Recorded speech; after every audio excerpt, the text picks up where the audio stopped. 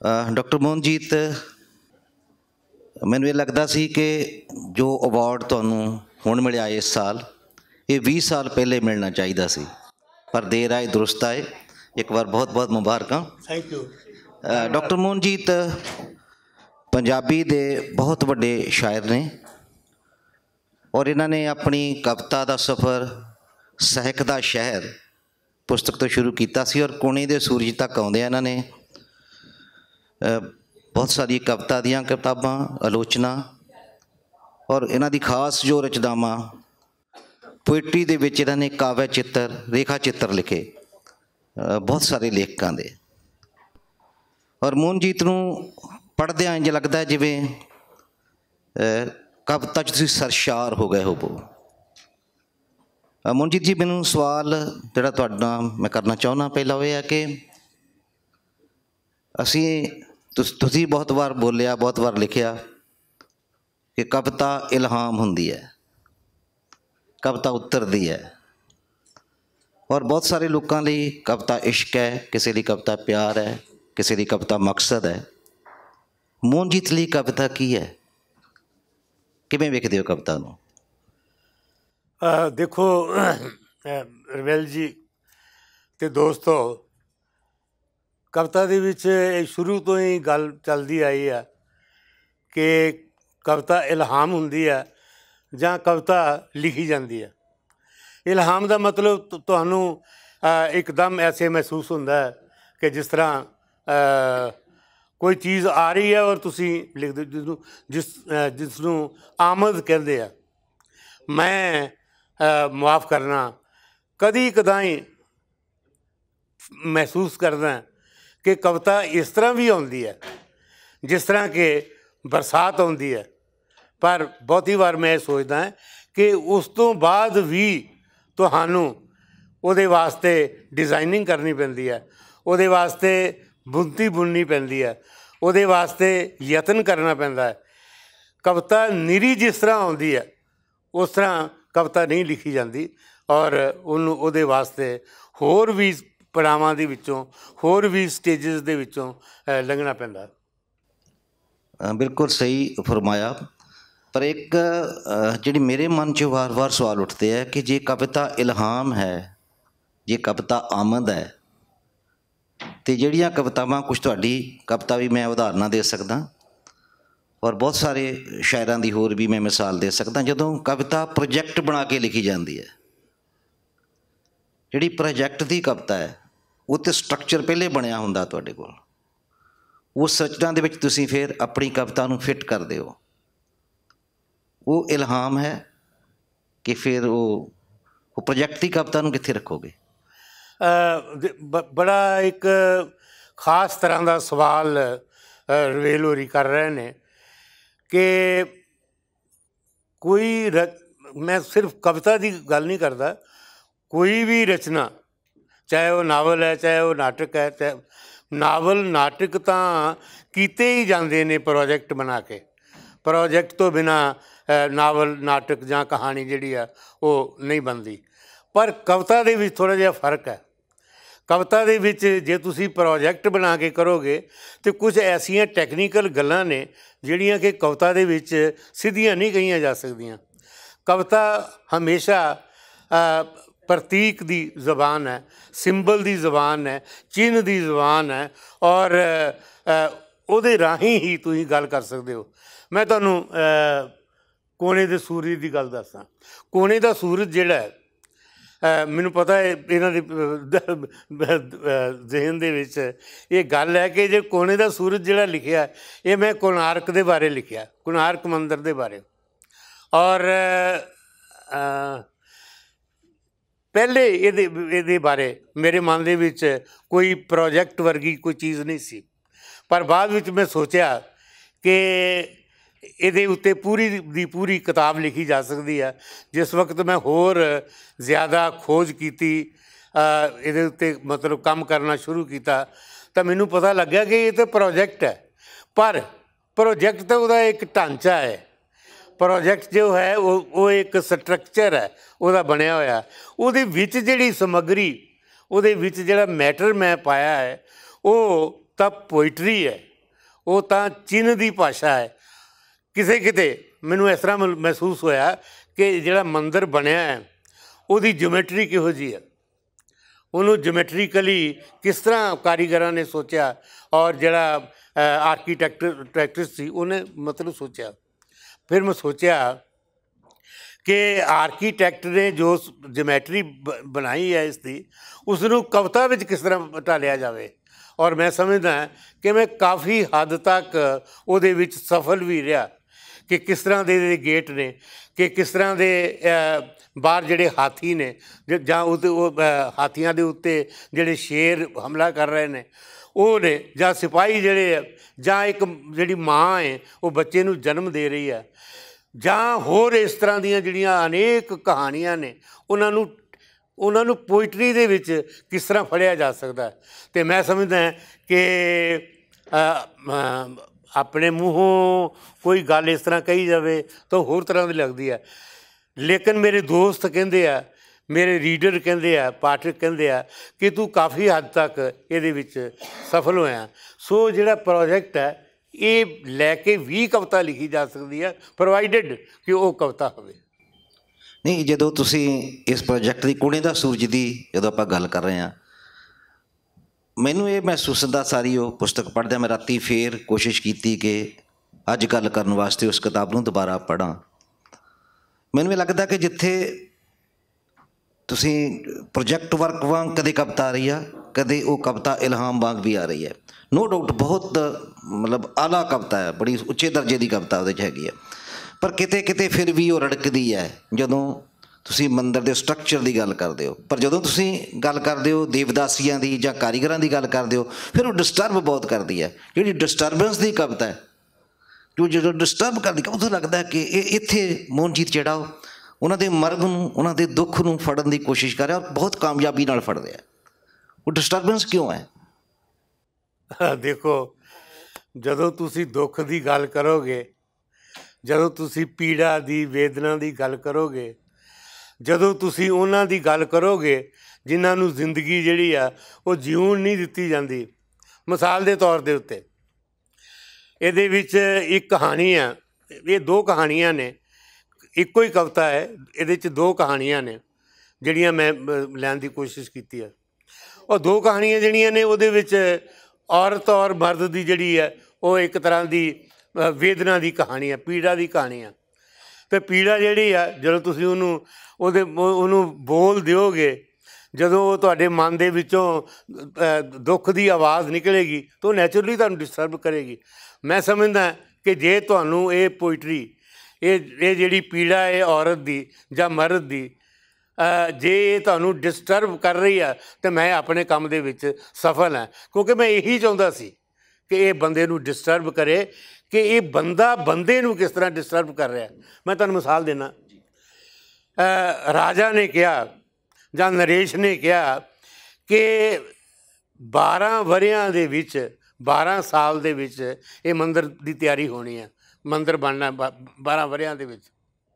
12 ਵਰ੍ਹੇ ਕਿਸੇ ਵੀ ਸ਼ਿਲਪੀ ਨੇ, ਕਿਸੇ ਕਾਰੀਗਰ ਨੇ, ਕਿਸੇ ਦੇਵਦਾਸੀ ਨੇ, ਔਰਤ ਔਰ ਮਰਦ ਨੇ ਆਪਸ ਵਿੱਚ ਸੰਜੋਗ ਨਹੀਂ ਬਣਾਉਣਾ, ਦੇਹ ਦਾ ਸੰਬੰਧ ਕਾਇਮ ਨਹੀਂ ਕਰਨਾ, ਕਿਉਂਕਿ ਇਸ ਤਰ੍ਹਾਂ ਮੰਦਿਰ ਦੀ ਜਿਹੜੀ ਸੁਚਮਤਾ ਹੈ ਉਹ ਭੰਗ ਹੁੰਦੀ ਹੈ। ਮੈਂ ਸੋਚਿਆ ਇਹ ਤਾਂ ਕੁਦਰਤ ਦੇ ਖਿਲਾਫ ਹੈ। ਕੁਦਰਤ ਨੇ ਕੋਈ ਨੇਮ ਨਹੀਂ ਐਸਾ ਬਣਾਇਆ ਕਿ ਔਰਤ ਔਰ ਮਰਦ ਕਿਸੇ ਵਕਤ, ਕਿਸੇ ਖਾਸ ਵਕਤ ਦੇ ਵਾਸਤੇ ਆਪਸ ਵਿੱਚ ਸੰਜੋਗ ਨਾ ਕਰਨ। ਇਹ ਤਾਂ ਕੁਦਰਤ ਦੇ ਖਿਲਾਫ ਹੈ। ਔਰ ਮੈਂ ਇਸ ਗੱਲ ਨੇ ਵੀ ਮੇਰੇ ਮਨ ਨੂੰ ਸਟਰਾਈਕ ਕੀਤਾ ਕਿ ਮੈਨੂੰ ਇਹ ਜ਼ਰੂਰ ਲਿਖਣਾ ਚਾਹੀਦਾ ਕਿ ਇਹ ਗੱਲ ਜਿਹੜੀ ਹੈ ਇਹ ਕੁਦਰਤ ਦੇ ਵਿਰੁੱਧ ਹੈ ਜਿਹੜੀ ਰਾਜਾ ਕਰ ਰਿਹਾ। ਇਨਫੈਕਟ ਮੈਂ ਸੱਤਾ ਦੇ ਵਿਰੋਧ ਵਿੱਚ ਗੱਲ ਕਰ ਰਿਹਾ ਸਾਂ ਕਿ ਸੱਤਾ ਜਿਹੜੀ ਆ ਉਹ ਤੁਹਾਡੀ ਕਲਾ ਨੂੰ ਨਹੀਂ ਦੇਖ ਰਹੀ, ਬਲਕਿ ਤੁਹਾਡੇ ਸਰੀਰ ਨੂੰ ਦੇਖ ਰਹੀ ਹੈ, ਤੁਹਾਡੇ ਜਿਸਮ ਨੂੰ ਦੇਖ ਰਹੀ ਹੈ। ਉਹ ਦੇਖ ਰਹੀ ਹੈ ਕਿ ਕਾਰੀਗਰ ਹੈ, ਮੈਂ ਨਰੇਸ਼ ਹਾਂ, ਮੈਂ ਬਾਦਸ਼ਾਹ ਹਾਂ।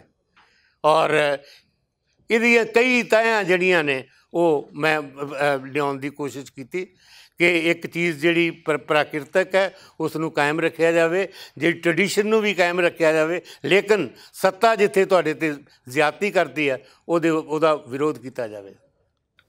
ਮੈਨੂੰ ਇਹ ਲੱਗਦਾ ਕਿ ਜਿਹੜੀ ਤੁਸੀਂ ਹੁਣ ਗੱਲ ਕਰ ਰਹੇ ਹੋ, ਮੈਂ ਰਾਤੀ ਪੜ੍ਹਦਿਆਂ ਸੋਚ ਰਿਹਾ ਸੀ, ਇਹਨੂੰ ਜੋੜ ਰਿਹਾ ਸੀ ਮੈਂ ਅੱਜ ਦੇ ਹਾਲਾਤ ਵਿੱਚ ਜੋ ਸਾਊਥ ਦੇ ਮੰਦਰ ਵਿੱਚ ਹੋ ਰਿਹਾ ਕਿ ਪ੍ਰਕਿਰਤੀ ਅਤੇ ਮਨੁੱਖਤਾ ਔਰ ਦੂਜੇ ਪਾਸੇ ਸੱਤਾ ਹੈ ਕਿ ਸੱਤਾ ਉਹਨਾਂ ਔਰਤਾਂ ਨੂੰ ਮੰਦਰ 'ਚ ਜਾਣ ਤੋਂ ਮਨ੍ਹਾ ਕਰ ਰਹੀ ਹੈ ਜਿਨ੍ਹਾਂ ਔਰਤਾਂ ਦੇ ਉੱਤੇ ਸੁੱਚਮਤਾ ਦਾ ਤੁਸੀਂ ਫਿਰ ਇੱਕ ਭਾਰ ਰੱਖ ਦਿੰਦੇ ਹੋ ਕਿ ਸੁੱਚੀਆਂ ਨਹੀਂ ਹੋ ਤੁਸੀਂ। ਅਤੇ ਕੀ ਇਹਦਾ ਸੰਬੰਧ ਜਿਹੜੀ ਤੁਹਾਡੀ ਕਵਿਤਾ ਹੈ ਇਸ ਤਰ੍ਹਾਂ ਦੇ ਕਿਸੇ ਮੈਟਾਫਰ ਨਾਲ ਜਿਸ ਤੱਕ ਕਿਤੇ ਜੁੜ ਰਿਹਾ ਸੀ ਉਸ ਵੇਲੇ ਤੁਹਾਡੇ ਮਨ 'ਚ ਇਹ ਖਿਆਲ ਸੀ ਜਦੋਂ ਰਚ ਰਹੇ ਸੀ ਕਿ ਤੁਸੀਂ ਸਹਿਜ ਸੁਭਾਈ ਉਹ ਗੱਲਾਂ ਆ ਗਈਆਂ ਜੋ ਸਮਕਾਲੀਨਤਾ ਨਾਲ ਜੁੜ ਜਾਂਦੀਆਂ? ਕਿਉਂਕਿ ਸਾਹਿਤ ਦਾ ਕੰਮ ਹੈ, ਜੇ ਸਾਹਿਤ ਆਪਣੇ ਸਮੇਂ ਦੀਆਂ ਸਾਰੀਆਂ ਜਿਹੜੀਆਂ ਮੁਸ਼ਕਲਾਂ ਆ, ਆਪਣੇ ਸਮੇਂ ਦੇ ਹਾਲਾਤ ਨੂੰ ਐਡਰੈਸ ਨਹੀਂ ਕਰਦਾ, ਅਮਰ ਸਾਹਿਤ ਨੇ ਉਸੇ ਨਹੀਂ ਹੋਣਾ ਜਿਹੜਾ ਹਰ ਵਕਤ ਦੀਆਂ ਮੁਸ਼ਕਲਾਂ ਨੂੰ ਐਡਰੈਸ ਕਰ ਰਿਹਾ। ਤੁਹਾਡੀ ਕੋਣੇ ਦੇ ਸੂਰਜ ਦੀ ਕਵਿਤਾ ਅੱਜ ਦੇ ਕੇਰਲਾ ਦੇ ਮੰਦਰਾਂ ਨੂੰ ਵੀ ਐਡਰੈਸ ਕਰ ਰਹੀ ਹੈ। ਤੁਸੀਂ ਇਹਨਾਂ ਸਹਿਮਤ ਹੋ? ਇਹ ਕੋਈ ਜ਼ਰੂਰੀ ਨਹੀਂ ਹੁੰਦਾ ਕਿ ਜੋ ਵਰਤਮਾਨ ਵਿੱਚ ਕੋਈ ਵਰਤਾਰਾ ਹੋ ਰਿਹਾ ਤੁਸੀਂ ਉਹਨੂੰ ਜੋੜ ਕੇ ਗੱਲ ਕੀਤੀ ਹੋਵੇ। ਮੈਂ 14ਵੀਂ ਸਦੀ ਦੀ ਗੱਲ ਕਰ ਰਿਹਾ। ਮੇਰੀ ਦੇਵਦਾਸੀ ਜਿਹੜੀ ਆ, ਮੇਰੀ ਦੇਵਦਾਸੀ ਇੱਕ ਔਰਤ ਹੈ। ਮੇਰੀ ਦੇਵਦਾਸੀ ਜਿਹੜੀ ਆ ਉਹਦੇ ਕੋਲ ਇੱਕ ਮਨ ਹੈ, ਉਹਦੇ ਕੋਲ ਇੱਕ ਰੂਹ ਆ, ਔਰ ਉਹ ਰੂਹ ਦੇ ਨਾਲ ਗੱਲ ਕਰ ਰਹੀ। ਉਹ ਸਿਰਫ ਸਰੀਰ ਦੇ ਨਾਲ ਗੱਲ ਨਹੀਂ ਕਰ ਰਹੀ। ਉਹ ਸਿਰਫ ਨੱਚਣ ਵਾਲੀ ਔਰਤ ਨਹੀਂ ਹੈ, ਬਲਕਿ ਉਹ ਨ੍ਰਿਤ ਦੀਆਂ ਜਿਹੜੀਆਂ ਮੁਦਰਾਵਾਂ ਨੇ ਨਿੱਕੀਆਂ ਨਿੱਕੀਆਂ, ਜਿਹੜਾ ਸੰਗੀਤ ਹੈ ਉਹ ਉਸ ਨੂੰ ਵੀ ਉਹ ਜਾਣਦੀ ਆ। ਔਰ ਉਹਦੇ ਮਨ ਦੇ ਵਿੱਚ ਵੀ ਇੱਕ ਇਹਦੇ ਵਿੱਚ ਡਾਇਲੋਗ ਆਉਂਦੇ ਰਵੇਲ ਜੀ ਕਿ ਉਹ ਕਹਿੰਦੀ ਵੀ ਠੀਕ ਹੈ, ਮੇਰਾ ਬਾਪ ਜਿਹੜਾ ਉਹ ਗੁੱਸਾ ਕਰੇਗਾ ਕਿ ਮੇਰੀ ਲੜਕੀ ਜਿਹੜੀ ਆ ਉਹ ਕਿਸੇ ਸ਼ਿਲਪੀ ਨੂੰ ਪਿਆਰ ਕਰਦੀ ਹੈ, ਪਰ ਮੇਰਾ ਵੀ ਤਾਂ ਕੋਈ ਮਨ ਹੈ, ਮੈਂ ਵੀ ਤਾਂ ਕੋਈ ਚੀਜ਼ ਹਾਂ। ਮੈਂ ਆਪਣੀ ਸਾਰੀ ਮੈਂ ਇਹਦੇ ਪ੍ਰਸੰਗ 'ਚ ਗੱਲ ਕਰਨ ਲੱਗਾ। ਮੈਂ ਹਮੇਸ਼ਾ ਆਪਣੀ ਕਵਿਤਾ ਦੇ ਵਿੱਚ, ਹੁਣ ਵੀ ਕੋਈ ਪ੍ਰੋਫੈਸਰ ਗੱਲ ਪੁੱਛ ਰਿਹਾ ਸੀ, ਮੇਰੀ ਕਵਿਤਾ ਦੀ ਜਿਹੜੀ ਔਰਤ ਹੈ ਉਹ ਸਿਰਫ ਮਨੁੱਖ ਦੀ ਬਰਾਬਰੀ ਦੇ ਵਿੱਚ ਨਹੀਂ ਖਲੋਤੀ ਹੋਈ। ਮੇਰੀ ਕਵਿਤਾ ਦੀ ਔਰਤ ਜਿਹੜੀ ਹੈ ਉਹ ਮਨੁੱਖ ਤੋਂ ਪਾਰ ਜਾਂਦੀ ਹੈ, ਉਹ ਮਰਦ ਤੋਂ ਪਾਰ ਜਾਂਦੀ ਹੈ ਔਰ ਪਾਰ ਜਾ ਕੇ ਗੱਲ ਕਰਦੀ ਹੈ। ਇਸੇ ਤਰ੍ਹਾਂ ਇਹਦੇ ਵਿੱਚ ਇੱਕ ਜਿਹੜੀ ਦੇਵਦਾਸੀ ਹੈ ਉਹ ਇੱਕ ਸ਼ਿਲਪੀ ਨਾਲ ਪਿਆਰ ਕਰਦੀ ਹੈ ਔਰ ਉਹਦੇ ਬਾਪ ਨੂੰ ਪਤਾ ਵੀ ਲੱਗ ਜਾਂਦਾ, ਪਰ ਇਸ ਸਭ ਕੁਝ ਦੇ ਬਾਵਜੂਦ ਉਹ ਅਖੀਰੀ ਦਮ ਤੱਕ ਵੀ ਉਸ ਸ਼ਿਲਪੀ ਨੂੰ ਪਿਆਰ ਕਰਦੀ ਰਹਿੰਦੀ ਹੈ ਔਰ ਆਪਣੇ ਬਾਪ ਨੂੰ ਉਹ ਸਾਫ਼ ਕਹਿੰਦੀ ਹੈ ਕਿ ਮੈਂ ਇਸ ਨੂੰ ਪਿਆਰ ਕਰਦੀ ਹਾਂ ਔਰ ਮੈਂ ਇਹਨੂੰ ਪਿਆਰ ਕਰਦੀ ਰਹਾਂਗੀ। ਇਹ ਮੈਂ ਗੱਲ ਕਰ ਰਿਹਾ, ਉਹ ਮੇਰਾ ਖਿਆਲ ਹੈ ਸ਼ਾਇਦ ਉਸ ਜ਼ਮਾਨੇ ਦੇ ਵਿੱਚ ਸਿਰਫ ਦੇਵਦਾਸੀਆਂ ਹੀ ਨਹੀਂ ਸਨ ਮੰਦਰ ਵਿੱਚ ਆ ਸਕਦੀਆਂ, ਸ਼ਾਇਦ ਉਦੋਂ ਹਰ ਕੋਈ ਮੰਦਰ ਵਰਗੀ ਜਾਂ ਜੋ ਕੋਈ ਪੂਜਾ ਦਾ ਸਥਾਨ ਹੈ ਉਹਦੇ ਵਿੱਚ ਆ ਸਕਦਾ ਸੀ। ਮੈਂ ਇੱਕ ਸੋਚ ਰਿਹਾ ਸੀ ਕਿ ਅਸੀਂ ਸਾਹਿਤ ਨੂੰ ਖਾਨਿਆਂ 'ਚ ਰੱਖ ਕੇ ਪੜ੍ਹਨ ਲੱਗ ਪਏ, ਖਾਨਿਆਂ 'ਚ ਰੱਖ ਕੇ ਅਸੀਂ ਦੇਖਣ ਲੱਗ ਪਏ ਕਿ ਇਹ ਪ੍ਰਵਾਸੀ ਸਾਹਿਤ ਹੈ, ਪੰਜਾਬੀ 'ਚ ਬੜਾ ਪ੍ਰਵਾਸੀ ਦਾ ਬੋਲਬਾਲਾ ਹੈ, ਜਾਂ ਇਹ ਦਲਿਤ ਸਾਹਿਤ ਹੈ, ਕਿਤੇ ਨਾਰੀ ਸਾਹਿਤ ਹੈ। ਔਰ ਇਹ ਵੀ ਬਹੁਤ ਜਿਹੜੇ ਨਾਰੀਵਾਦੀ ਕਹਿ ਰਹੇ ਕਿ ਨਾਰੀਆਂ ਹੀ ਨਾਰੀ ਵਾਸਤੇ ਚੰਗਾ ਲਿਖ ਸਕਦੀਆਂ, ਪ੍ਰਵਾਸੀ ਕਹਿ ਰਹੇ ਕਿ ਪ੍ਰਵਾਸ ਨੂੰ ਹੰਢਾ ਕੇ ਹੀ ਤੁਸੀਂ ਪ੍ਰਵਾਸ ਬਾਰੇ ਚੰਗਾ ਸਾਹਿਤ ਰਚ ਰਹੇ ਹੋ, ਔਰ ਦਲਿਤ ਕਹਿ ਰਹੇ ਨੇ ਕਿ ਜੇ ਤੁਸੀਂ ਦਲਿਤ ਨਹੀਂ ਹੋ ਤਾਂ ਤੁਸੀਂ ਦਲਿਤ ਦੀ ਵੇਦਨਾ ਨੂੰ ਕਿੱਦਾਂ ਲਿਖ ਸਕਦੇ ਹੋ? ਕੀ ਮੌਤ ਬਾਰੇ ਲਿਖਣ ਲਈ ਮਰਨਾ ਜ਼ਰੂਰੀ ਹੈ? ਮੈਂ ਸਮਝਦਾ ਹਾਂ ਕਿ ਇਹਦੇ ਵਿੱਚ ਦੋਨੋਂ ਹੀ ਗੱਲਾਂ ਨੇ। ਜਿਹੜਾ ਤੇ ਫਰਜ਼ ਕੀਤਾ ਪ੍ਰਵਾਸੀ ਸਾਹਿਤ ਦੀ ਅਸੀਂ ਗੱਲ ਕਰਦੇ ਹਾਂ, ਅਗਰ ਪ੍ਰਵਾਸੀ ਸਾਹਿਤ ਜਿਹੜਾ ਹੈ ਉੱਥੋਂ ਦੇ ਐਕਸਪੀਰੀਅੰਸ ਨੂੰ ਬਿਆਨ ਕਰ ਰਿਹਾ ਹੈ, ਉੱਥੋਂ ਦੀ ਜ਼ਿੰਦਗੀ ਨੂੰ ਬਿਆਨ ਕਰ ਰਿਹਾ ਹੈ, ਜਿਹੜੀ ਜ਼ਿੰਦਗੀ ਕਿ ਸਾਡੇ ਕੋਲ ਨਹੀਂ ਹੈ, ਤਾਂ ਉਹ ਜਾਇਜ਼ ਹੈ। ਲੇਕਿਨ ਜਿੱਥੋਂ ਤੱਕ ਉਹਦੀ ਕੁਆਲਿਟੀ ਦਾ ਸਵਾਲ ਹੈ, ਅਗਰ ਉਹਦੀ ਕੁਆਲਿਟੀ ਜਿਹੜੀ ਆ ਉਹ ਸਾਡੇ ਨਾਲ ਮੇਲ ਖਾ ਰਹਿੰਦੀ ਹੈ ਤਾਂ ਉਹ ਮੇਨ ਆਪਣਾ ਵੇਵ ਦੀ ਕਵਿਤਾ ਹੈ ਜਾਂ ਕਹਾਣੀ ਹੈ ਜਾਂ ਨਾਵਲ ਹੈ, ਜਿਸ ਤਰ੍ਹਾਂ ਅਸੀਂ ਦੇਖਦੇ ਹਾਂ ਸਾਰੇ ਸਦੋਂ। ਇਸੇ ਤਰ੍ਹਾਂ ਹੀ ਦਲਿਤ ਸਾਹਿਤ ਬਾਰੇ ਵੀ ਗੱਲ ਹੋ ਰਹੀ ਸੀ। ਦਲਿਤ ਸਾਹਿਤ ਬਾਰੇ ਮੈਂ ਕਈ ਵਾਰ ਦੋਸਤਾਂ ਨਾਲ ਬਹਿਸ ਕਰਦਾ। ਉਹ ਕਹਿੰਦੇ ਜਿਹੜਾ ਸਿਰਫ ਦਲਿਤ ਹੈ ਉਹੀ ਦਲਿਤ ਸਾਹਿਤ ਲਿਖ ਸਕਦਾ ਹੈ। मेरा मनना ये नहीं है। मैं कहना भी एक जिहड़ा नॉन दलित है वो भी खूबसूरत रचना कर सकता है। ਸਾਡੇ ਪੰਜਾਬੀ ਦੇ ਵਿੱਚ ਹੀ ਇਹੋ ਜਿਹੀਆਂ ਕਈ ਮਿਸਾਲਾਂ ਜਿਹੜੀਆਂ ਨੇ ਮਿਲਦੀਆਂ ਨੇ ਜਿੱਥੇ ਨੌਨ ਦਲਿਤਾਂ ਨੇ ਦਲਿਤਾਂ ਨਾਲੋਂ ਵਧੀਆ ਰਚਨਾ ਜਿਹੜੀ ਹੈ ਉਹ ਕੀਤੀ ਹੈ। ਸੋ ਇਹ ਜਿਹੜੀਆਂ ਖਾਨੇ ਬਣਾ ਕੇ ਜਦੋਂ ਅਸੀਂ ਪੇਸ਼ ਕਰਦੇ ਹਾਂ ਤਾਂ ਮੈਂ ਸਮਝਦਾ ਵੀ ਖਾਨਿਆਂ ਦੇ ਵਿੱਚ ਸਾਹਿਤ ਨਹੀਂ ਰਚਿਆ ਜਾਂਦਾ।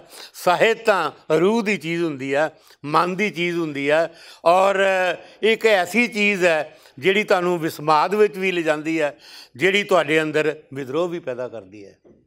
ਇਹਦੇ ਵਿੱਚ ਇਹਨੂੰ ਕਈ ਤਰੀਕਿਆਂ ਦੇ ਨਾਲ ਆਪਾਂ ਸਾਹਿਤ ਨੂੰ ਦੇਖ ਸਕਦੇ ਹਾਂ। ਆਪਾਂ ਹੁਣ ਗੱਲ ਨੂੰ ਹੋਰ ਪਾਸੇ ਲੈ ਕੇ ਚੱਲਦੇ ਹਾਂ। ਮੋਹਨਜੀਤ ਨੇ ਜਦੋਂ ਪੰਜਾਬੀ ਕਵਿਤਾ 'ਚ ਪ੍ਰਵੇਸ਼ ਕੀਤਾ, ਉਹਨਾਂ ਤੋਂ ਪਹਿਲਾਂ ਅੰਮ੍ਰਿਤਾ ਪ੍ਰੀਤਮ ਮੋਹਨ ਸਿੰਘ ਦਾ ਯੁੱਗ ਸੀ, ਜਿਹੜੇ ਰੋਮਾਂਸਵਾਦ ਤੋਂ ਤਰੱਕੀ ਪਸੰਦ ਲੇਖਣੀ ਵੱਲ ਤੁਰ ਰਹੇ ਸੀ, ਔਰ ਉਸੇ ਵੇਲੇ ਹੀ ਪ੍ਰਗਤੀਸ਼ੀਲ ਲਹਿਰ ਦੇ ਨਾਲ ਨਾਲ ਪ੍ਰਯੋਗਵਾਦ ਚੱਲ ਰਿਹਾ ਸੀ। ਉਸੇ ਵੇਲੇ ਹੀ ਪੰਜਾਬੀ 'ਚ ਨੈਕਸਟਲਾਈਜ਼ ਪੋਇਟਰੀ, ਇਹਨੂੰ ਅਸੀਂ ਪੰਜਾਬ 'ਚ ਜੁਝਾਰੂ ਪੋਇਟਰੀ ਕਹਿੰਦੇ ਹਾਂ, ਪਾਸ਼ ਦਾ ਯੁੱਗ ਸੀ, ਜਗਤਾਰ ਦਾ ਯੁੱਗ ਸੀ ਉਸ ਵੇਲੇ। ਔਰ ਮੋਹਨਜੀਤ ਨੇ ਕਿਤੇ ਕਿਹਾ ਸੀ ਕਿ ਮੈਂ ਸਮਝਦਾ ਕਿ ਸਾਰੀ ਕਵਿਤਾ ਲਾਊਡ ਹੈ ਔਰ ਸੁਹਜ ਦੀ ਕਵਿਤਾ ਜਿਹੜੀ ਉਹਨੂੰ ਕਵਿਤਾ ਮੈਂ ਮੰਨਦਾ, ਜਿਸ ਐਸਥੈਟਿਕਸ ਹੈ ਕਵਿਤਾ 'ਚ ਉਹੀ ਕਵਿਤਾ ਨੂੰ ਮੈਂ ਮੰਨਦਾ। ਅਤੇ ਫਿਰ ਕਵਿਤਾ ਅਤੇ ਵਿਚਾਰਧਾਰਾ, ਇਹਨਾਂ ਦੋਨਾਂ ਦਾ ਆਪਸ ਵਿੱਚ ਕੀ ਸੰਬੰਧ ਹੈ? ਕਿ ਵਿਚਾਰਧਾਰਾ ਆਉਣ ਨਾਲ ਕਵਿਤਾ ਲਾਊਡ ਹੋ ਜਾਂਦੀ ਹੈ, ਸੋਚ ਤੋਂ ਦੂਰ ਹੋ ਜਾਂਦੀ ਹੈ? ਇਹ ਬੜਾ ਕੰਟਰੋਵਰਸ਼ੀਅਲ ਸਵਾਲ ਰਵੇਲ ਹੋਰੀ ਕਰ ਰਹੇ ਨੇ ਕਿ ਸ਼ਾਇਦ ਇਸ ਤਰ੍ਹਾਂ ਕਰ ਰਹੇ ਨੇ ਕਿ ਜਿਹੜੀ ਸੋਝ ਦੀ ਕਵਿਤਾ ਹੈ, ਜਿਸ ਕਵਿਤਾ ਦੇ ਵਿੱਚ ਸੋਝ ਜ਼ਿਆਦਾ ਹੁੰਦਾ ਹੈ, ਉਹ ਕਵਿਤਾ ਜਿਹੜੀ ਆ ਉਹ ਵਿਚਾਰਧਾਰਾ ਵਾਲੀ ਕਵਿਤਾ ਦੇ ਨਾਲੋਂ ਅਲੱਗ ਹੈ। ਇਸ ਤਰ੍ਹਾਂ ਨਹੀਂ ਹੁੰਦਾ। ਵੈਸੇ ਹੁੰਦਾ ਇਸ ਤਰ੍ਹਾਂ ਹੈ ਕਿ ਜਿਹੜੀ ਚੀਜ਼ ਨੂੰ ਤੁਸੀਂ ਕਹਿਣਾ ਚਾਹੁੰਦੇ ਹੋ, ਲੋਕਾਂ ਤੱਕ ਪਹੁੰਚਾਉਣਾ ਚਾਹੁੰਦੇ ਹੋ, ਉਹ ਤੁਹਾਡੀ ਕਵਿਤਾ ਦੇ ਵਿੱਚ ਹੁੰਦੀ ਹੈ। ਇਹ ਵੱਖਰੀ ਗੱਲ ਹੈ ਕਿ ਉਹ ਜ਼ਿਆਦਾ ਲਾਊਡ ਨਾ ਹੋਵੇ, ਜ਼ਿਆਦਾ ਉਹ ਬੜਬੋਲੀ ਨਾ ਹੋਵੇ। ਦੋ ਤਰ੍ਹਾਂ ਦੀ ਸਾਡੇ ਕੋਲ ਕਵਿਤਾ ਜਿਹੜੀ ਆ ਉਹ ਮਿਲਦੀ ਹੈ। ਇੱਕ ਕਵਿਤਾ ਉਹ ਆ ਜਿਹੜੀ ਕਿ ਉੱਚੇ ਸੁਰ ਵਾਲੀ ਕਵਿਤਾ, ਜਿਹਨੂੰ ਮੈਂ ਲਾਊਡ ਕਵਿਤਾ ਬੋਲਦਾ। ਕਈ ਲੋਕਾਂ ਵਾਸਤੇ ਉਹ ਕਹਿੰਦੇ ਵੀ ਜੇ ਸਾਡਾ ਪਰਪਸ ਹੱਲ ਹੋ ਰਿਹਾ ਹੈ ਤਾਂ ਲਾਊਡ ਕਵਿਤਾ ਵੀ ਜਿਹੜੀ ਆ ਉਹ ਠੀਕ ਹੈ। ਮੈਂ ਇਸ ਗੱਲ ਨੂੰ ਮੰਨਣ ਨੂੰ ਤਿਆਰ ਨਹੀਂ ਹਾਂ। ਮੈਂ ਕਹਿੰਦਾ ਵੀ ਜੇ ਤੁਸੀਂ ਕਵਿਤਾ ਨਾ ਦੇ ਦਿੱਤਾ ਤਾਂ ਫਿਰ ਉਹਦੇ 'ਚ ਜਿਹੜਾ ਜੋ ਕਵਿਤਾ ਦਾ ਤੱਤ ਹੈ ਉਹ ਉਹਦੇ 'ਚ ਜ਼ਰੂਰ ਰਹਿਣਾ ਚਾਹੀਦਾ ਹੈ। ਜਿਹੜੀ ਵਿਚਾਰਧਾਰਾ ਮੇਰੀ ਆਪਣੀ ਜਿਹੜੀ ਮੈਂ ਆਪਣੀ ਕਵਿਤਾ ਦੀ ਗੱਲ ਕਰ ਰਿਹਾ, ਮੈਂ ਇਹ ਸਮਝਦਾ ਕਿ ਮੈਂ ਹਮੇਸ਼ਾ ਅਗਾਂਹ ਵਧੂ ਕਵਿਤਾ, ਪ੍ਰੋਗਰੈਸਿਵ ਜਿਹੜਾ ਵਿਚਾਰ ਹੈ ਉਹ ਆਪਣੀ ਕਵਿਤਾ ਰਾਹੀਂ ਦੇਣਾ ਸ਼ੁਰੂ ਚਾਹਿਆ। ਜਿਸ ਤਰ੍ਹਾਂ ਕਿ ਤੁਸੀਂ ਦੇਖੋ, ਜਿਸ ਤਰ੍ਹਾਂ ਮੈਂ ਹੁਣੇ ਦੱਸ ਰਿਹਾ ਸੀ ਕਿ ਮੈਂ ਔਰਤ ਨੂੰ ਮਰਦ ਤੋਂ ਪਾਰ ਦਰਸਾਉਣ ਦੀ ਕੋਸ਼ਿਸ਼ ਕੀਤੀ ਆਪਣੀ ਕਵਿਤਾ ਦੇ ਵਿੱਚ। ਇਸੇ ਤਰ੍ਹਾਂ ਮੇਰੀ ਸਾਰੀ ਕਵਿਤਾ ਦੇ ਵਿੱਚ ਜਿਹੜਾ ਪ੍ਰੋਗਰੈਸਿਵ ਤੱਤ ਹੈ, ਜਿਹੜਾ ਪ੍ਰੋਗਰੈਸਿਵ ਐਲੀਮੈਂਟ ਹੈ, ਉਹ ਹਮੇਸ਼ਾ ਕਿਸੇ ਨਾ ਕਿਸੇ ਰੂਪ ਦੇ ਵਿੱਚ ਮੈਂ ਸਮਝਦਾ ਜੇ ਔਰਤ ਜਿਹੜੀ ਆ ਉਹ ਚੁਣੌਤੀ ਬਣ ਕੇ ਸਾਹਮਣੇ ਆਉਂਦੀ ਹੈ, ਉਹ ਮਰਦ ਤੋਂ ਪਾਰ ਜਾਣਾ ਚਾਹੁੰਦੀ ਆ, ਤਾਂ ਇਹ ਵੀ ਜਿਹੜੀ ਅਪਰੋਚ ਹੈ ਇਹ ਵੀ ਪ੍ਰੋਗਰੈਸਿਵ ਅਪਰੋਚ ਹੈ। ਇਸ ਵਾਸਤੇ ਵਿਚਾਰਧਾਰਾ ਜਿਹੜੀ ਆ ਉਹ ਤਾਂ ਹੁੰਦੀ ਆ। ਜੇ ਤੁਸੀਂ ਨੈਗੇਟਿਵ ਲਿਖੋਗੇ ਤਾਂ ਉਹ ਵੀ ਵਿਚਾਰਧਾਰਾ ਦੀ ਗੱਲ ਆ। ਨੈਗੇਟਿਵ ਹੋਣਾ ਵੀ ਵਿਚਾਰਧਾਰਾ ਜਿਹੜੀ ਆ ਉਹਦੀ ਉਹ ਤੁਹਾਡੀ ਇੱਕ ਤਰ੍ਹਾਂ ਦੀ ਇੱਕ ਲਾਈਫ ਦਾ ਐਟੀਟਿਊਡ ਹੈ। ਵਿਚਾਰਧਾਰਾ ਕੀ ਆ? ਵਿਚਾਰਧਾਰਾ ਕਿਸੇ ਖਾਸ ਵਿਚਾਰ ਨੂੰ ਲੈ ਕੇ ਉਸ ਨੂੰ ਆਪਣੇ ਸਾਹਿਤ ਵਿੱਚ ਲਿਆਉਣਾ, ਇਹੀ ਵਿਚਾਰਧਾਰਾ ਹੈ ਨਾ। ਜਾਂ ਵਿਚਾਰਧਾਰਾ ਬਹੁਤ ਲਾਊਡ ਹੋ ਗਈ, ਜਿਹੜੀ ਮਤਲਬ ਕਿ ਮਾਰਕਸਿਸਟ ਟਰਮੀਨੋਲੋਜੀ ਆ, ਉਹ ਤਾਂ ਮੰਨਦੇ ਹੀ ਨਹੀਂ ਨਾ। ਉਹ ਤਾਂ ਕਹਿੰਦੇ ਵੀ ਜਿਹਦੇ ਨਾਲ ਇਨਕਲਾਬ ਆਉਂਦਾ ਹੈ ਉਹੀ ਵਿਚਾਰਧਾਰਾ ਹੁੰਦੀ ਹੈ। ਮੇਰਾ ਕਹਿਣ ਦਾ ਮਤਲਬ ਹੈ ਕਿ ਜਿਹਦੇ ਵਿੱਚ ਵਿਚਾਰ ਹੈ ਉਹ ਵਿਚਾਰਧਾਰਾ ਦਾ ਸਾਹਿਤ ਹੈ, ਚਾਹੇ ਉਹ ਨੈਗੇਟਿਵ ਹੈ ਚਾਹੇ ਉਹ ਪ੍ਰੋਗਰੈਸਿਵ ਹੈ। ਜੇ ਨੈਗੇਟਿਵ ਹੈ ਤਾਂ ਜਿਹੜਾ ਰੀਡਰ ਹੈ ਉਹ ਪਹਿਚਾਣ ਜਾਏਗਾ कि बई ये सारी जी अप्रोच है वो ना वाली जी अप्रोच है, नफी वाली अप्रोच है, नैगेटिव अप्रोच है। मेरी अप्रोच जी है हमेशा पॉजिटिव रही है, समाज के भले वास्ते, लोगों के सरोकारां नूं लैण वाली जी कविता वो मैं लिखी है। और मैं एक लाइन भी लिखी सी कि मैं दोस्त हाँ या दुश्मन हाँ, मेरे लिए विचकारला राह खुदकशी है। मैं हमेशा एक पासे रहने वाला आदमी है और उस पासे ही रहा। ਜਦੋਂ ਮੋਹਨਜੀਤ ਦੀ ਕਵਿਤਾ ਨੂੰ ਪੜ੍ਹਦੇ ਹਾਂ, ਵੈਸੇ ਤਾਂ ਹਰ ਰਚਨਾਕਾਰ ਦੀ ਸਾਰੀਆਂ ਰਚਨਾਵਾਂ ਮਾਰਕੇ ਦੀਆਂ ਨਹੀਂ ਹੁੰਦੀਆਂ, ਕੁਛ ਰਚਨਾਵਾਂ ਹੁੰਦੀਆਂ ਜਿਹੜੀਆਂ ਉਹਨੂੰ ਅਮਰ ਕਰਦੀਆਂ। ਮੋਹਨਜੀਤ ਦੀ ਕਵਿਤਾ ਨੂੰ ਪੜ੍ਹਦੇ ਜਿੰਨੀ ਕਵਿਤਾ ਸਖੀ ਜਾਂ ਜੋਗਣ ਦੇ ਬਾਰੇ ਹੈ, ਉਹ ਕਵਿਤਾਵਾਂ ਬਹੁਤ ਕੀਲਦੀਆਂ, ਤੁਹਾਨੂੰ ਬਹੁਤ ਕਵਿਤਾ ਆਪਣੇ ਆਪ ਨਾਲ ਜੋੜਦੀ ਹੈ। ਉਹ ਸਖੀ, ਉਹ ਜੋਗਣ ਕੌਣ ਹੈ?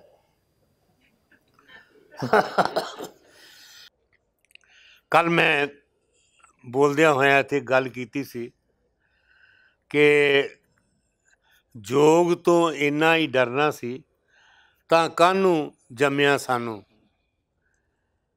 ਜੇ ਇੱਥੇ ਮੈਂ ਜਿਹੜੀ ਜੋਗ ਦੀ ਗੱਲ ਕਰ ਰਿਹਾ ਹਾਂ, ਉਸ ਵਿਅਕਤੀ ਦੀ ਗੱਲ ਕਰ ਰਿਹਾ ਹਾਂ, ਜਿਹੜਾ ਵਿਅਕਤੀ ਜਿਹੜਾ ਹੈ ਉਹ ਫਾਈਟ ਕਰ ਰਿਹਾ, ਜਿਹੜਾ ਵਿਅਕਤੀ ਜਿਹੜੀਆਂ ਟ੍ਰੀਵੀਅਲ ਜੇ ਵਰਲਡਲੀ ਗੱਲਾਂ ਜਿਹੜੀਆਂ ਨੇ ਉਸ ਤੋਂ ਪਾਰ ਜਾ ਕੇ ਗੱਲ ਕਰ ਰਿਹਾ।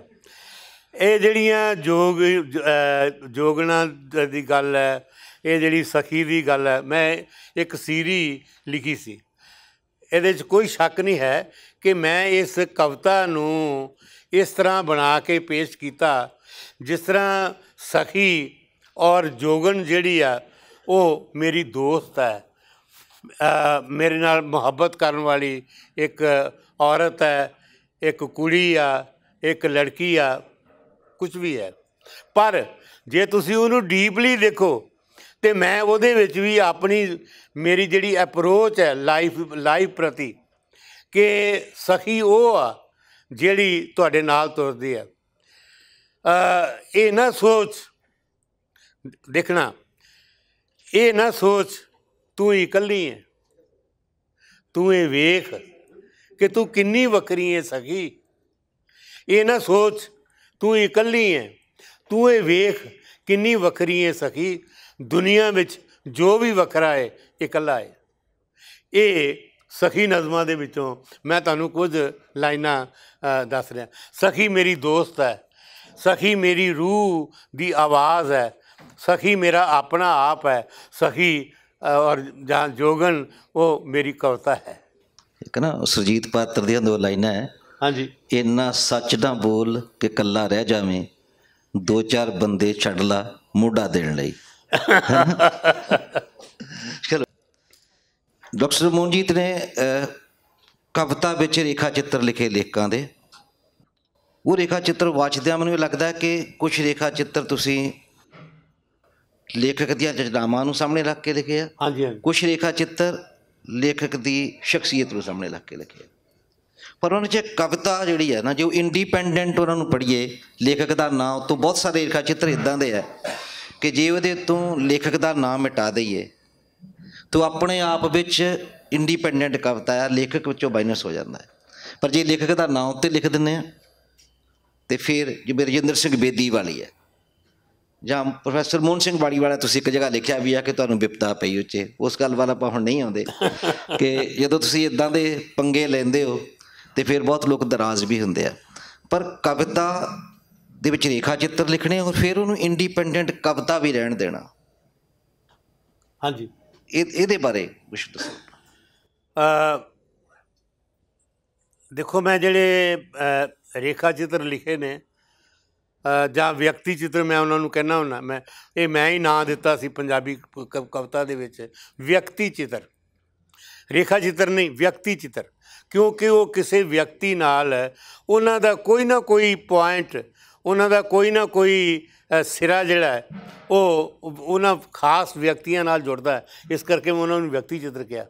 ਪਰ ਇਹ ਲਿਖਣ ਤੋਂ ਪਹਿਲਾਂ ਮੇਰੇ ਜ਼ਿਹਨ ਦੇ ਵਿੱਚ, ਕਿਉਂਕਿ ਰਾਈਟਰ ਆਖਰਕਾਰ ਜਿਹੜਾ ਬੰਦਾ ਲਿਖ ਰਿਹਾ ਹੈ ਜਿਹੜਾ ਮਨੁੱਖ ਜਿਹੜਾ ਉਹ ਕਲਾ ਦੀਆਂ ਲਕੀਰਾਂ ਮਾਰ ਰਿਹਾ, ਉਹਦੇ ਮਨ 'ਤੇ ਇਹ ਤਾਂ ਹੁੰਦਾ ਕਿ ਮੈਂ ਇਹ ਸਾਹਿਤ ਹੈ, ਮੈਂ ਕੋਈ ਆਪਣਾ ਸਾਹਿਤ ਤੋਂ ਬਾਹਰ ਗੱਲ ਨਹੀਂ ਕਰ ਰਿਹਾ, ਇਹ ਸਾਹਿਤ ਹੈ।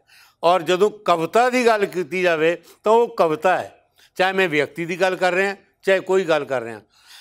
ਉਹਦੇ ਵਿੱਚ ਮੈਂ ਇੱਕ ਥਾਂ ਲਿਖਿਆ, ਕਈ ਲੋਕਾਂ ਨੇ ਕਿਹਾ ਕਿ ਬਈ ਇਹਦੇ ਕੋਲ ਕਵਿਤਾ ਹੁਣ ਖਤਮ ਹੋ ਗਈ ਆ, ਇਹਨੇ ਵਿਅਕਤੀ ਜਿੱਥੇ ਲਿਖਣੇ ਸ਼ੁਰੂ ਕਰ ਦਿੱਤੇ ਆ। ਮੈਂ ਕਿਹਾ ਨਹੀਂ ਭਾਈ ਸਾਹਿਬ, ਇਸ ਤਰ੍ਹਾਂ ਨਹੀਂ ਹੁੰਦਾ। ਮੈਨੂੰ ਲੱਗਦਾ ਇਸ ਤਰ੍ਹਾਂ ਹੈ ਕਿ ਮੇਰੀ ਸਾਰੀ ਕਵਿਤਾ ਜਿਹੜੀ ਆ, ਬਲਕ ਆਫ ਮਾਈ ਪੋਇਟਰੀ, ਔਰ ਜਿਹੜੇ ਰੇਖਾ ਚਿੱਤਰ ਨੇ ਉਹ ਵੀ ਉਹਦਾ ਪੂਰਾ ਹਿੱਸਾ ਨੇ। ਮੈਂ ਉਹਦੇ ਵਿੱਚ ਵੀ ਕਵਿਤਾ ਲਿਖਣ ਦੀ ਕੋਸ਼ਿਸ਼ ਕੀਤੀ ਹੈ। ਸੋ ਚਾਹੇ ਮੈਂ ਵਿਅਕਤੀ ਦੇ ਬਾਰੇ ਗੱਲ ਕਰ ਰਿਹਾ, ਚਾਹੇ ਮੈਂ ਜਨਰਲ ਕਵਿਤਾ ਲਿਖ ਰਿਹਾ, ਉਹਦੇ ਵਿੱਚ ਜਿਹੜਾ ਪੋਇਟਰੀ ਹੈ ਉਹਦੀ ਮੇਰੀ ਪ੍ਰੈਫਰੈਂਸ ਹੈ। ਪਹਿਲਾ ਨੰਬਰ ਕਵਿਤਾ, ਫਿਰ ਕੋਈ ਵਿਚਾਰ ਜਾਂ ਹੋਰ ਕੁਛ। ਇਸ ਵਾਸਤੇ ਜਿਹੜੇ ਮੈਂ ਵਿਅਕਤੀਆਂ ਦੇ ਚਿੱਤਰ ਵੀ ਲਿਖੇ ਨੇ, ਉਹਨਾਂ ਦੇ ਵਿੱਚ ਵੀ ਗੱਲ ਜਿਹੜੀ ਹੈ ਉਸ ਵਿਅਕਤੀ ਦੀ ਹੋ ਰਹੀ ਹੁੰਦੀ ਹੈ, ਲੇਕਿਨ ਪੋਇਟਰੀ ਉਹਦੇ ਨਾਲ ਹੁੰਦੀ ਹੈ। ਆਖਰ 'ਤੇ ਗੱਲ ਇੱਕ ਆਲੋਚਨਾ ਦੀ ਕਰਕੇ ਗੱਲ ਮੁਕਾਉਂਦੇ ਆਪਾਂ ਕਿ ਕਵਿਤਾ ਕੀ ਆਲੋਚਨਾ ਦੀ ਮੁਹਤਾਜ ਹੈ, ਜਾਂ ਮੋਹਨਜੀਤ ਦੀ ਕਵਿਤਾ ਬਾਰੇ ਜਿਹੜੀ ਹੁਣ ਤੱਕ ਆਲੋਚਨਾ ਹੋਈ ਹੈ, ਜਿਨ੍ਹਾਂ ਵੀ ਦੋਸਤਾਂ ਨੇ ਉਹਦੇ ਬਾਰੇ ਲਿਖਿਆ, ਕੀ ਤੁਹਾਨੂੰ ਲੱਗਦਾ ਹੈ ਕਿ ਮੋਹਨਜੀਤ ਸ਼ਾਇਰ ਦੇ ਨਾਲ ਉਹਨਾਂ ਆਲੋਚਕਾਂ ਨੇ ਨਿਆਂ ਕੀਤਾ? ਦੇਖੋ, ਬੜਾ ਇਹ ਪਰਸਨਲ ਸਵਾਲ ਵੀ ਹੈ ਅਤੇ ਇੰਪਰਸਨਲ ਵੀ ਹੈ। ਜੇ ਤਾਂ ਮੈਂ ਇਹ ਕਹਿ ਦਿੱਤਾ ਕਿ ਭਾਈ ਮੇਰੀ ਤਸੱਲੀ ਨਹੀਂ ਹੈ, ਜਿਹੜੀ ਵੀ ਕਵਿਤਾ, ਜਿਹੜੀ ਵੀ ਆਲੋਚਨਾ ਮੇਰੀ ਕਵਿਤਾ ਦੇ ਬਾਰੇ ਕੀਤੀ ਗਈ ਹੈ, ਫਿਰ ਕਈ ਆਲੋਚਕਾਂ ਨੇ ਮੇਰੇ ਖਿਲਾਫ ਹੋ ਜਾਣਾ, ਔਰ ਉਹਨਾਂ ਨੇ ਕਹਿਣਾ ਚੰਗਾ ਹੁਣ ਅਸੀਂ ਜਿਹੜੀ ਅੱਗੇ ਥੋੜ੍ਹੀ ਬਹੁਤੀ ਕੀਤੀ ਹੈ ਨਾ, ਹੁਣ ਉਹ ਵੀ ਨਹੀਂ ਆਲੋਚਨਾ ਕਰਨੀ। ਮੈਂ ਸਮਝਦਾ ਹੈ ਕਿ ਬਹੁਤ ਹੱਦ ਤੱਕ ਮੇਰੇ ਨਾਲ ਇਨਜਸਟਿਸ ਹੋਇਆ। with all apology for those my friends, लेकिन कुछ पाठकों ने, कुछ शायरां ने और एक दो आलोचकों ने ਇਹ ਵੇਖਣ ਦੀ ਜ਼ਰੂਰ ਕੋਸ਼ਿਸ਼ ਕੀਤੀ ਹੈ ਕਿ ਇਹਦੀ ਕਵਿਤਾ ਦੇ ਵਿੱਚ ਆਖਰਕਾਰ ਹੈ ਕੀ, ਔਰ ਉਹਨਾਂ ਨੇ ਉੱਥੋਂ ਤੱਕ ਪਹੁੰਚਣ ਦਾ ਸਫਲ ਯਤਨ ਕੀਤਾ ਹੈ। ਮੈਂ ਉਹਨਾਂ ਦਾ ਧੰਨਵਾਦੀ ਹਾਂ। ਪਰ ਹੁਣ ਇਸ ਵਕਤ ਇਸ ਪੜਾਅ ਦੇ ਉੱਤੇ ਕੁਝ ਲੋਕ ਜਿਹੜੇ ਨੇ ਉਹ ਹੁਣ ਮਤਲਬ ਕਿ ਯਤਨ ਕਰ ਰਹੇ ਆ ਕਿ ਥੋੜ੍ਹਾ ਜਿਹਾ ਇਸ ਬੰਦੇ ਨੂੰ ਵੀ ਇਨਸਾਫ ਦਿੱਤਾ ਜਾਵੇ। ਇਹਨੂੰ ਸਾਰੀ ਉਮਰ ਅਸੀਂ ਇਹਦੇ ਖਿਲਾਫ ਲਿਖਿਆ ਜਾਂ ਇਹਨੂੰ ਇਗਨੋਰ ਕੀਤਾ। ਇੱਕ ਹੋਰ ਤਰੀਕਾ ਹੁੰਦਾ ਤੁਹਾਡੇ ਖਿਲਾਫ ਜਾਣ ਦਾ, ਉਹ ਇਹ ਹੈ ਵੀ ਤੁਸੀਂ ਇੰਡੀਫਰੈਂਟ ਹੋ ਜਾਓ। ਪਤਾ ਨਹੀਂ ਉਹਨੂੰ ਕੀ ਕਹਿੰਦੇ ਹੁੰਦੇ ਆ, ਇੰਡੀਫਰੈਂਟ ਹੋਣ ਨੂੰ, ਕਿ ਲੱਗਾ ਰਹਿਣ ਦਿਓ ਇਹਨੂੰ ਆਪਣੇ ਆਪ ਦੇ ਵਿੱਚ। ਹਾਂਜੀ, ਤੁਸੀਂ ਆਪਣੀ ਮਸਤੀ ਮਾਰੀ ਜਾਓ, ਇਹ ਕਹੀ ਜਾਓ ਕਿ ਰਵੇਲ ਸਿੰਘ ਬਹੁਤ ਵਧੀਆ ਸ਼ਾਇਰ ਹੈ, ਹਾਂਜੀ, ਅਤੇ ਮੋਹਨ ਜੀ ਦਾ ਨਾਂ ਹੀ ਨਾ ਲਓ, ਠੀਕ ਹੈ ਨਾ। ਹਾਲਾਂਕਿ ਮੈਂ ਇੱਕ ਮਿਸਾਲ ਦਿੱਤੀ ਹੈ। ਸੋ ਜਿੰਨਾ ਵੀ ਸੁਹਿਰਦਤਾ ਨਾਲ ਆਲੋਚਕਾਂ ਨੇ ਮੇਰੇ ਬਾਰੇ ਲਿਖਿਆ, ਮੈਂ ਉਹਨਾਂ ਦਾ ਬਹੁਤ ਧੰਨਵਾਦੀ ਹਾਂ, ਔਰ ਉਹਨਾਂ ਨੇ ਖੂਬਸੂਰਤ ਲਿਖਿਆ, ਔਰ ਸ਼ਾਇਦ ਇਹੀ ਕਾਰਨ ਹੈ ਕਿ ਮੈਂ ਅੱਜ ਇੱਥੋਂ ਤੱਕ ਪਹੁੰਚਿਆ। ਧੰਨਵਾਦ।